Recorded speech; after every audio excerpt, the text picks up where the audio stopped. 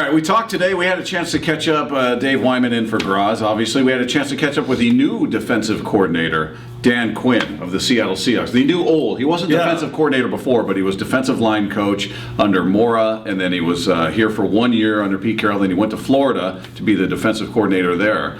He comes here to a familiar situation, but just give me your thoughts. We asked him a bunch of questions about how this defense looked to him, how he was going to approach it, and he brought up some things that if you could break it down into layman terms about different fronts and different things like that, perhaps that are going to happen. Yeah, well, I don't think it's going to look terribly different from what you've seen last year. And first of all, I mean, you lose a great guy in Gus Bradley going to be the head coach in Jacksonville, but we knew it was going to happen, right? You knew it was going to happen.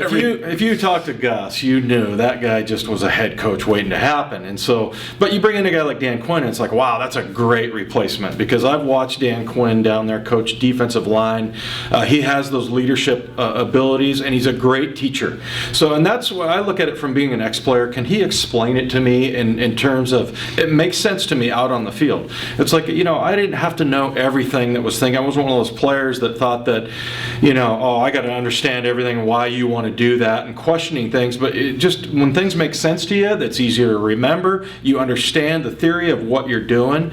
And so as far as, who knows what we'll see out of him, what sort of wrinkles, but as far as he mentioned, it will be multiple. And I was assuming that he was talking about personnel groupings and how and they did that last year a little bit, where you'd see 2 defensive linemen and 4 linebackers and 5 defensive backs or whatever. They would do all kinds of different sets and things like that, especially in pressure situations and third down. So probably expect to see a lot of that. I know him and Gus were pretty tight and probably pretty similar philosophies as far as defense goes. Now, the one thing that I liked, and we also spoke with Mike Sando, and you can catch all these interviews, Golden Tate, Brendo Giacomini, on the podcast page, some great stuff today. But Mike Sando said something that to me was kind of an eye-opener. He said it was immediate. There was no search. There was no names being thrown about. I mean, they immediately made this move. And obviously they'd probably been preparing for it because Gus was being talked about and doing different interviews with the Eagles and things like that. But the fact that they had their guy targeted that quickly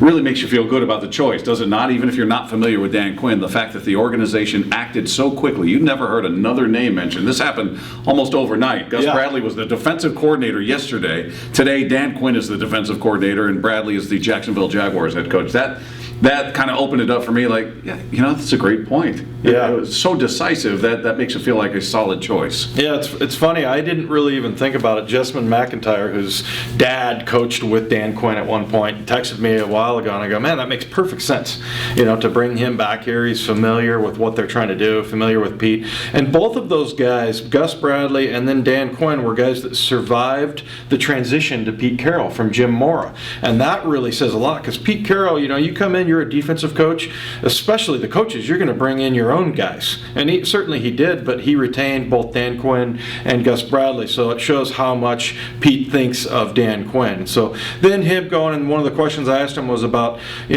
sort of what you learned in college and having to go out there and defend in college. The running quarterback is a really big issue, and it's starting to trickle its way into the league, and you're seeing more of it now. And he had some good answers on that. And so I think it's going to be pretty seamless as far as replacing a coach. Going into this deal, and who knows what's going to happen with Darrell Bevel.